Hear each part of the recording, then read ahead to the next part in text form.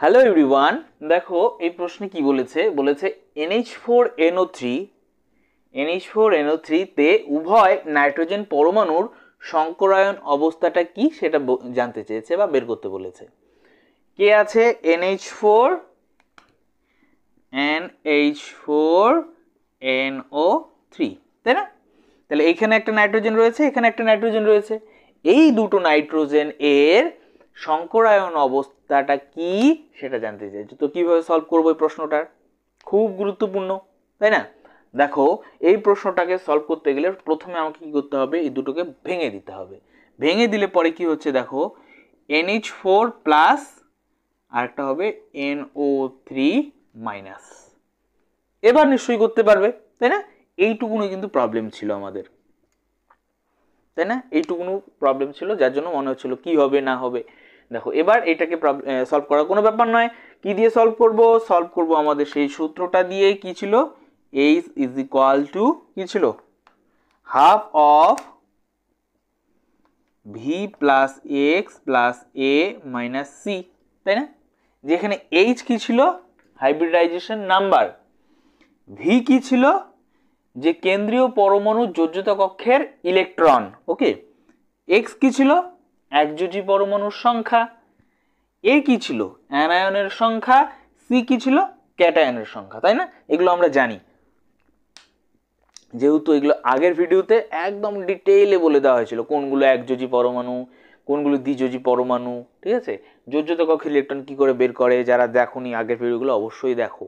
ঠিক আছে? প্রত্যেকটা এমসিকিউ কিন্তু গুরুত্বপূর্ণ। ওকে, তো দেখো, তো এবার যদি হাইব্রিডাইজেশন নাম্বারটা 2 হয়, তাহলে হাইব্রিডাইজেশন বা সংকরায়ন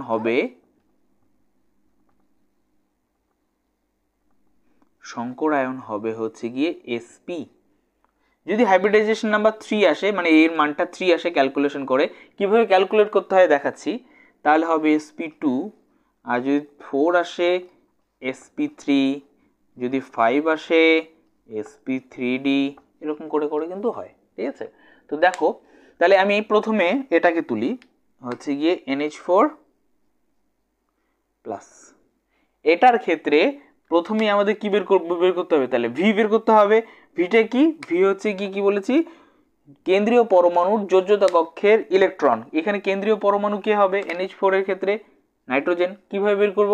বলেছিলাম আমি যে সংখ্যায় কম থাকে সেই সাধারণত কেন্দ্রীয় পরমাণু হয়।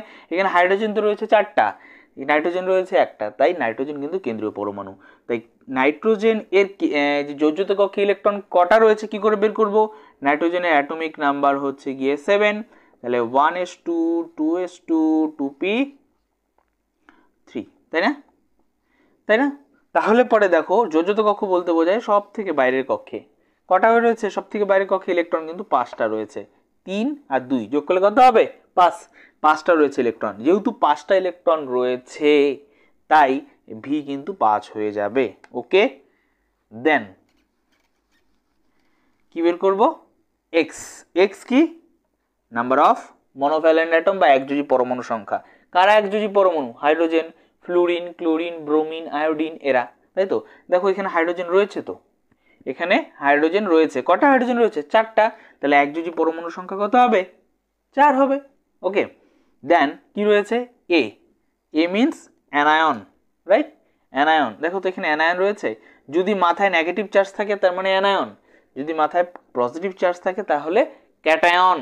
দেখো, এখানে কিন্তু প্লাস চার্জ আছে, মাইনাস চার্জ নেই। যেহেতু মাইনাস চার্জ নেই তার মানে অ্যানায়ন 0, কিন্তু ক্যাটায়ন কি আছে? আছে একটা আছে, তাই 1 লিখেছি। ওকে, ওকে, তাহলে এবার সূত্রে বসাই এই সূত্রটা। কি আছে সূত্রটা? না, H is equal to half of V plus X plus A minus C, তাই না? তাহলে বসাই। হাফ অফ ভি কত?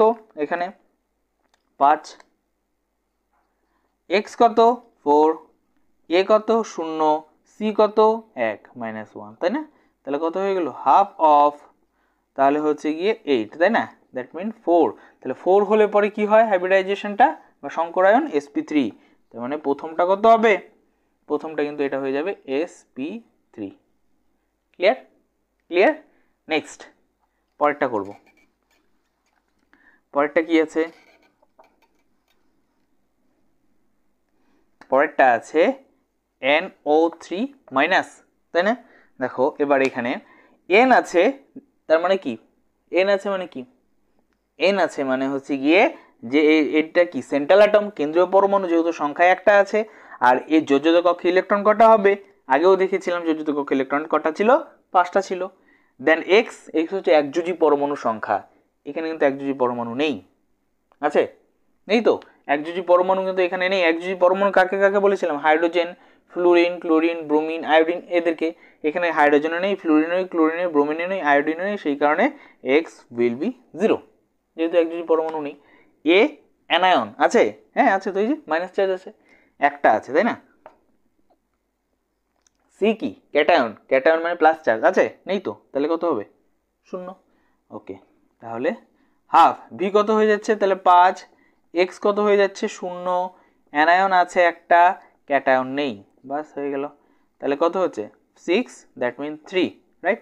3 হলে পরে কত হয়, sp2, sp2, তার মানে এটা কত হবে sp2, তাই তো?